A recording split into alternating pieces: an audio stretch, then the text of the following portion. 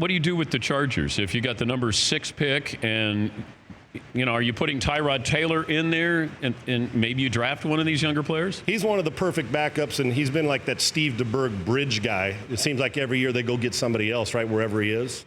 I'll tell you what. Let's just say the Patriots the Chargers pry Tom Brady from the Patriots. He decides, I'm going to go sign a 2-year deal with the Chargers. Roster, Keenan Allen, Hunter Henry, good line, strong defense, pass rushers, chance to win, get to play against the Mahomes of the world. And then you can still draft a quarterback. Why not? Why not? Why not have the Herbert or Tua, whoever's there, and then start Tom Brady? You know what you get. You know, like Phillip Rivers, where he's going to be, but you also know his arm's he's still got 90 in his fastball, and you give him players and a better offense.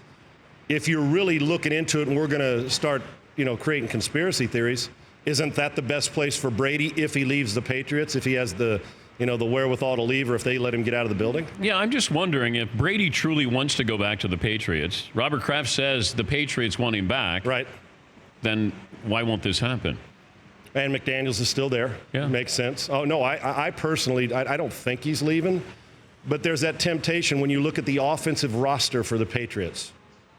And Tom, early in his career and in the middle of his career, well, quite frankly, up until he's about 40 or 41, could take guys that were average, a 5, and make them a 7, Dan. And I think we saw for the first time, and I think Brady's the GOAT, and I don't even think it's a question. And I still think he can play. I still think he can win a championship. I think he's that smart and that good. But it's to the point now, it's like when you're being raised by your family, and then it gets to the point when they're like 80 and you got to take care of your parents, that switches. Tom's been taking care of a roster of, there's been great players, but there's been some where he's had to turn a guy we've never heard of who played lacrosse into a really good player. Now it's time that they give him a bunch of players. And imagine right now, if you're Brady, Brady's not playing to finish 3rd in the division. Why would he? He's playing to win. And so with that roster, if they can promise him they're going to go out and get 3 receivers and compete, that's one thing. But their offense was putrid this year. And I can understand the temptation for Brady to want to stay and play his whole career there, but also the temptation to say, let me make one more run at it if the Patriots aren't going to fill a roster offensively. They've got to find players that can help him. It's that stage right now. I think we put too much blame on Brady this year, not enough on Belichick. As much as we want to give credit when they win, when it comes to blame, it feels like the blame goes towards Brady more than it does Belichick.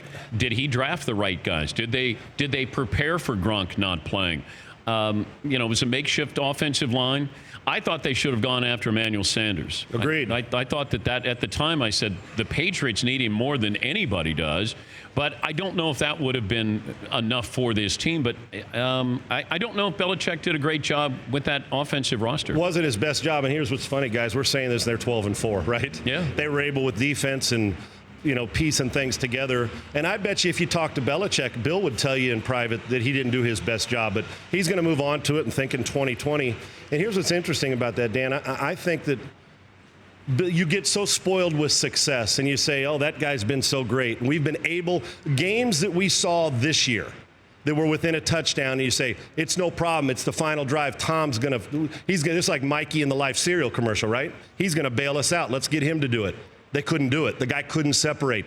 Tom maybe didn't hit the window that he wanted to this year, and Tom will probably tell you he didn't have his best season. They lost to the Dolphins at home. Exactly. And they lost back-to-back games at a time at home. We never see that. So, yeah, I think it got to the point, and when you get too late into the season, Dan, as you know this, there's nothing you can do. But they did. They missed out on personnel, and I think they said, Brady, you're so good and have been so great for so long that you'll bail us out. And it didn't happen this year. And even though 12-4 was an ugly offensive 12-4, if they don't make offensive changes, the rest of the league's catching them. You see how good these Chiefs are offensively in the AFC. Josh Allen's Bills are getting better. They need to put players around Tom. And I still think if you got the right mix, Tom Brady's still good enough to win. Go ahead and tell him he's not, and he'll battle you till the end. For more Dan Patrick Show, tune into Audience Channel 239 on DirecTV. Stream for free on BR Live or download the Dan Patrick Show app.